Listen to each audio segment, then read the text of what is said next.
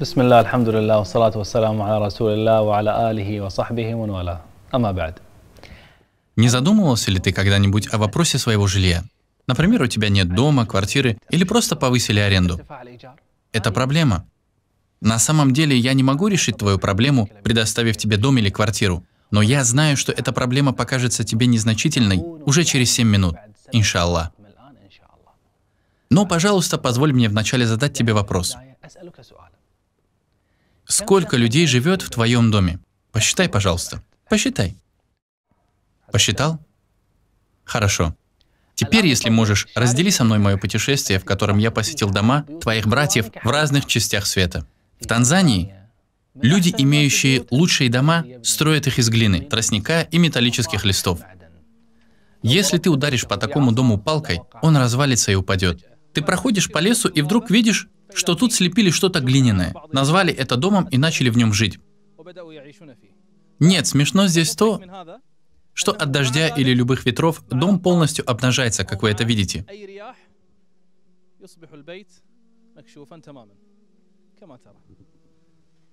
Ветры и дожди унесли примерно четверть дома.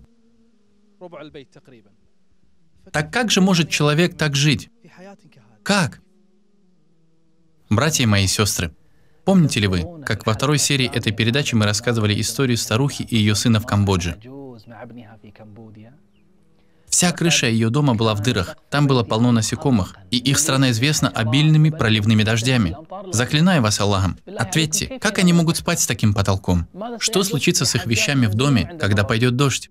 Что касается Сомали, то там все было по-другому.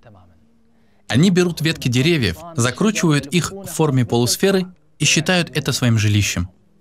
А более высокие социальные слои формируют свои дома из всего, что могут найти, и чем можно накрывать свои хижины. Металл, бумага, нитки, что-то из пластика. Все, что угодно, из чего можно сделать дом. Этот дом представляет собой металлические пластины, пустые консервные банки, которые соединили друг с другом, нити, временами гвозди и тряпки, которые вешают сверху. Также они используют водонепроницаемые материалы, чтобы во время дождя вода не попадала в дом. Аллаху муста'ан. А в Нигере люди живут рядом с водой. Там был водный источник, но он исчез из-за сильной засухи.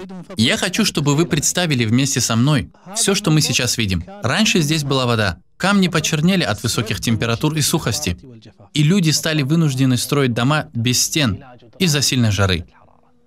Как ты можешь жить без стен, которые бы скрывали тебя? Крайняя необходимость приводит к особым законоположениям. Но даже если у тебя в Африке есть дом, не радуйся. Это может недолго продолжаться. Там, в Нигере, были люди, которые построили себе нормальные дома. Но 2 года назад их затопила река и разрушила всю деревню. Так что они были вынуждены переехать, и по сей день они живут в палатках. Субханаллах, как одна вещь раньше была источником жизни, а за одну ночь превратилась в источник разрушения и гибели, парализовав всю деревню. Дождь – не единственная опасность, поджидающая дома бедняков. Когда мы поехали в Шри-Ланку, мы обнаружили, что у группы местных мусульман также есть дома. Но дожди испортили их дома и их жизнь. Так что оказалось, что они живут посреди болота. Вода атаковала их дома изнутри, и запах в том месте просто невыносимый. Как человек может жить в подобном месте, покрытом водой?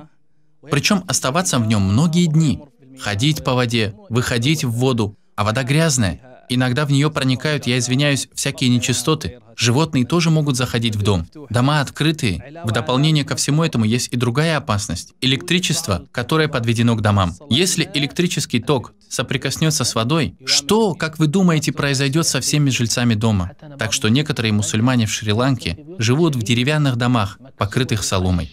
В таких домах очень жарко и влажно, но люди терпят, потому что альтернативы нет. Хотя некоторые из тех, кто живет в таких домах, пожилые люди.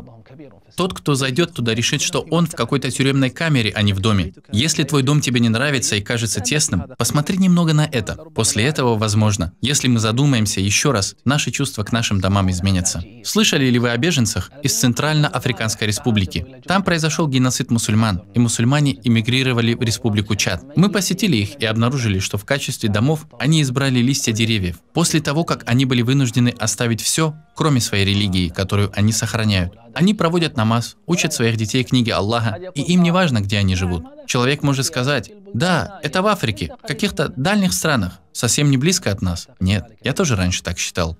Но увидел Йемен, одну из арабских стран, и я думал, что тамошняя жизнь как-то сравнима с нашей, но никакой близости к нам я там не увидел. Некоторые йеменцы живут посреди бесплодной пустыни, в которой много сильных ветров. Песок почти никогда не успокаивается. Мы попытались найти людей и увидели, как некоторые живут в деревянных досках, прибитых друг к другу, и называют это домом. Мы заходим туда, и это больше похоже на клетку. Ты даже не можешь попасть в комнату, не согнувшись. А они живут здесь уже 30 лет. Все эти дети родились в этом деревянном доме. Есть и нечто другое, что хуже этого. Некоторые йеменцы, в принципе, живут без домов. Представь себе, этой старухе больше 100 лет. Она живет под открытым небом. Ее вещи, ее постель, ее одежда – все это под открытым небом. Я не знаю, как она терпит эти ветры, в которые человеку сложно ходить, не говоря уже о том, чтобы проводить в них всю свою жизнь. Ты болеешь? Да исцелит тебя Аллах. Уважаемый брат, уважаемая сестра, давайте восхвалим Аллаха за Его милость и то благополучие, которое Он нам даровал. Я знаю, что ты можешь испытывать стеснение из-за своего жилища, но поверь мне, ты живешь лучше, чем миллионы и миллионы людей на этой планете.